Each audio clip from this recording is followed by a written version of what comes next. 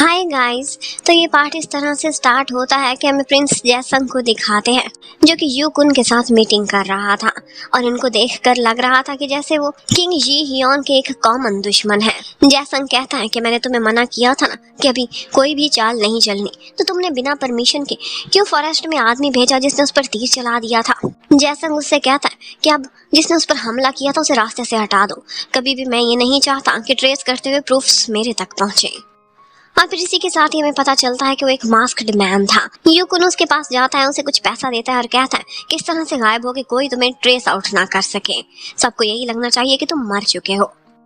लेकिन जयसंग को किसी पर भी एतबार नहीं था। उसने उस मास्क्ड मैन के पीछे खुद से आदमी भेज दिए थे जो उसे खत्म करने की कोशिश करते हैं, लेकिन वो जख्मी हो गया था और फिर बच भी गया था। और यहाँ पर हमें पता चलता है कि वो कोई और नहीं बल्कि गोंगिल ही था जो कि जी हियोन के सामने उसका साथी बन जाता था। लेकिन इनफैक्ट उसे जी हियोन पर शक था कि जैसे उसकी बहन के कत्ल के पीछे जी हियोन का हाथ होगा। इस इंसान का भी एक डबल फेस है। दुनिया के सामने ये फूल बनता है लेकिन अंदर ही अंदर बहुत सारी चालें चल रहा है।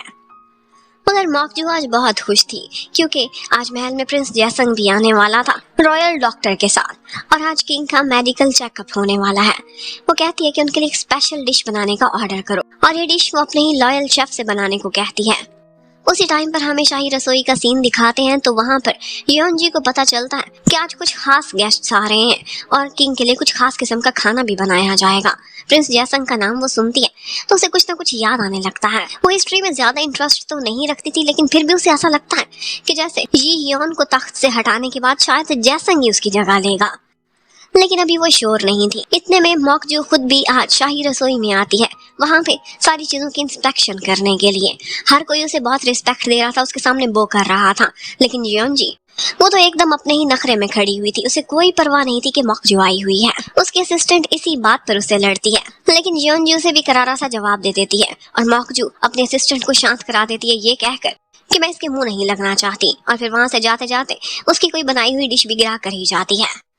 अब किंग का चेकअप हो गया था। उसके पास कुछ खास गेस्ट्स भी थे और ऐसे में उसके पास खाना सर्व किया जाता है। मॉकजू भी वहां पर आई हुई थी और जियोन जी भी, लेकिन मॉकजू को वो इग्नोर कर रहा था। उसकी नजरें सिर्फ और सिर्फ जियोन जी पर ही टिकी हुई थी।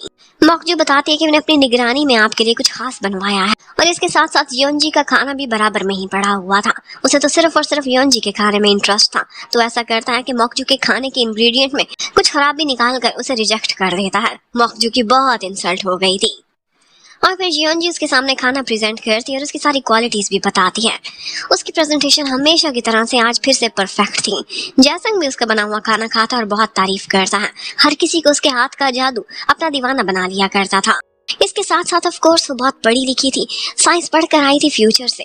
वो उनको बताती है कि खाने के डिफरेंट इंग्रेडिएंट्स और पार्ट्स में कौन से न्यूट्रिशनल फैक्ट्स होते हैं। उसकी इस इंटेलिजेंस को देखकर हर कोई उससे इंप्रेस हो रहा था। और मॉकजू वो तो सिर्फ और सिर्फ मेकअप की दुकान बनी बैठी थी। उसमें लगता है कि ब्रेन नाम की कोई चीज नहीं थी। और फिर नजरों ही नजरों में इन दोनों गर्ल्स का आपस में क्लैश होता है। लगता है कि आंखों ही आंखों में एक दूसरे को गालियां दे रही थी। योन जी ने इतना कुछ सहा था कि अब वो बहुत बहादुर हो चुकी थी। वो कहने लगती है मन ही मन में, तुम साजिशी होगी, चालाक होगी, डायन सी, लेकिन मेरे पास एक प्लस पॉइंट है, वो ये है कि मैं फ्यूचर से आई हूँ। आज किंग योन जी की प्रेजेंटेशन और खाने से बहुत खुश हुआ था। उससे कहता है कि तुम्हारी कोई विश है तो बताओ। उसका मन तो कर रहा था कि अपना बैग ही मांग ले विश में, लेकिन फिर ये सबके सामने तो बोल नहीं सकती थी। कहती है कि मुझे अपने खाने के लिए ताज़ा इंग्रेडिएंट्स और सब्जियां चाहिए। उसकी इन बातों और उसकी मासूमियत पर एक दफा किंग को काफी हंसी आती है और इसके साथ ये पार्ट खत्म होता है। आई होप ये आपको पसंद आया होगा।